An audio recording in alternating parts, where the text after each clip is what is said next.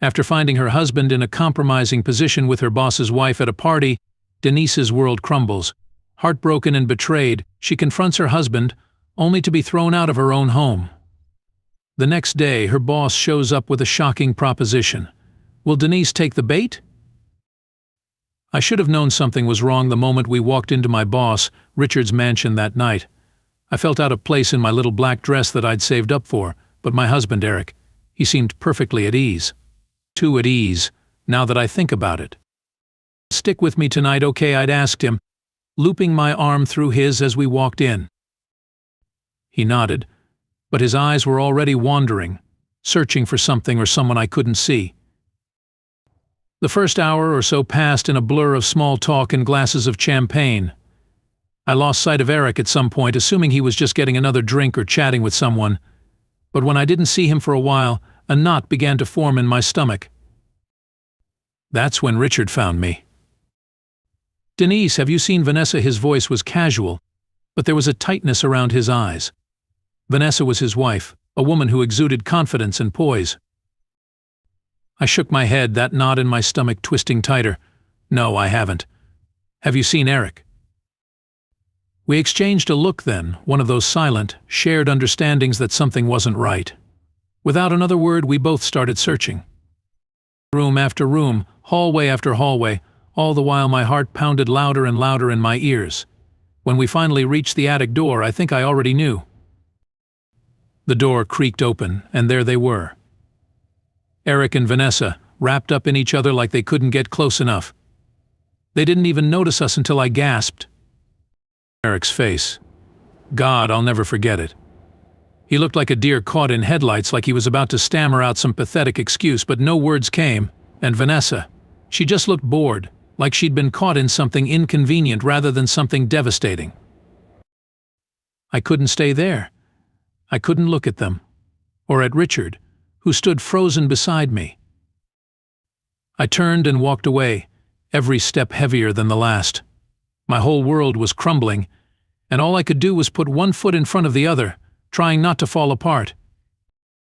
When I got home, I thought I would break down. But I didn't. I was numb, hollowed out by the betrayal. Eric walked in not long after me, and I waited for him to say something, anything to make sense of what I'd seen. Why, Eric? My voice was barely above a whisper, but it was all I could manage. Why her? Why now? At first, he just stood there like he was the one who'd been hurt. Finally, he looked at me, and his eyes were colder than I'd ever seen them. Does it really matter? It's done, Denise. And you should leave. I blinked, trying to process his words. Leave? This is our home, Eric. No, he said, his tone as flat as his expression. It's my grandmother's house. You have no claim here. You should go. Vanessa will be here soon. His words hit me like a slap. The final blow in a night full of them. I packed what little I could into a suitcase and ended up staying in a dingy motel on the outskirts of town. The bed was lumpy, the walls paper-thin, and the lights flickered whenever I turned them on. I was barely holding it together, trying to figure out what the hell to do next when the knock came. It was past midnight, and for a second I thought I was imagining things. But there it was again, louder this time. My heart leaped into my throat. Who on earth would be at my door at this hour? Denise, it's me, came a voice from the other side. I froze. Richard? What was he doing here? I pulled the door open, and there he stood, dressed like he'd just come from some kind of heist movie. But it wasn't his clothes that caught my attention.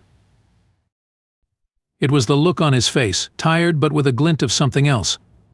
Mischief, maybe, or madness. Whatever it was, it sent a shiver down my spine.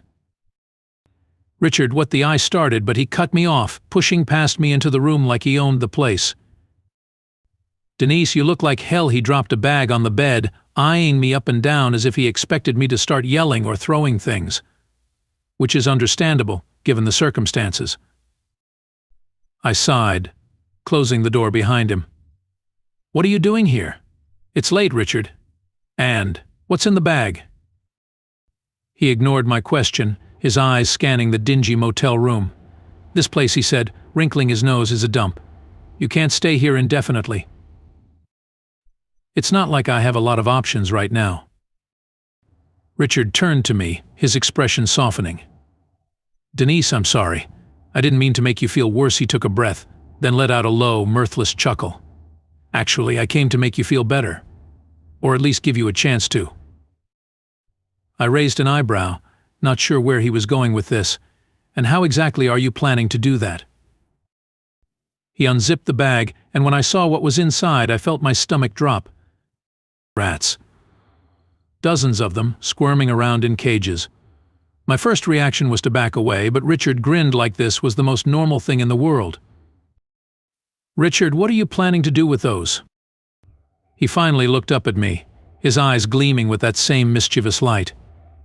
You and I both know we can't undo what Eric and Vanessa did.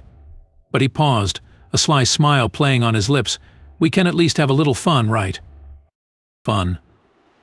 That word sounded so foreign at that moment, so wrong. I stared at him, trying to understand what he was suggesting. When it finally clicked, I didn't know whether to laugh or scream. You want revenge, I said slowly, the words tasting bitter on my tongue. Richard shrugged. Revenge, justice, call it what you want. All I know is they deserve something for what they did. And you, Denise, you deserve to get some of your power back. I looked down at the rats, my mind spinning. I wasn't the kind of person who did things like this. But then I thought of Eric's cold eyes as he told me to leave, of Vanessa's bored expression when we found them together. My chest tightened with a mix of anger and pain that was too much to hold on to any longer. You still have the key to the house, Richard asked quietly, his voice pulling me out of my thoughts. I nodded, my heart pounding. Yeah, I do. The drive to the house was quiet. Richard sat next to me, his eyes focused on the road ahead, his expression unreadable. I kept thinking about how one night could turn my life upside down in ways I never imagined. And now, here I was about to break into my own home, no, not mine anymore, with a bag full of rats. It felt like some twisted nightmare I couldn't wake up from. When we pulled up to the house, I hesitated. But Richard was already out of the car, waiting for me to unlock the door. My hands were shaking so badly it took me 3 tries to get the key into the lock. The door creaked open, and I stepped inside, the familiar scent of the house hitting me like a wave. Memories flooded back, but I squashed them down. This wasn't the time to break down. Upstairs, Richard whispered, nudging me forward. They'll be asleep. We crept up the stairs, the wood creaking under our weight. When we reached the bedroom door, I froze. I could hear them breathing inside, unaware of what was about to happen. It made my blood boil. Go ahead, Richard murmured, handing me the bag. His eyes were dark, serious now. We were really going to do this. I opened the bag, my fingers trembling, and slowly tipped it over, letting the rats spill out onto the floor. They scurried off into the shadows, disappearing into the room. Richard grabbed my arm and we bolted down the stairs, out the door, and back into the car. We sat there in silence, the tension between us electric. Then, faintly, we heard the first scream. Vanessa's voice, shrill and panicked, pierced the night air. Eric's shouts followed, angry, confused. And then Richard started laughing. It wasn't just a chuckle, it was full-on, uncontrollable laughter. I couldn't help it, I started laughing too. The sound of their fear, their panic, was like a release, breaking the tension of the horrible night. When we finally calmed down, Richard turned to me, still grinning. How about some breakfast? There's a diner nearby that's open all night. Breakfast, I echoed, still catching my breath. It sounded so normal after what we'd just done. But normal was what I needed. Something to ground me, to make this all feel less insane. Yeah, I said, surprising myself with the steadiness in my voice. And you know what, Richard? In 2 days we're going on a proper date. A real one. No rats involved. He raised an eyebrow, then slowly grinned. It's a date.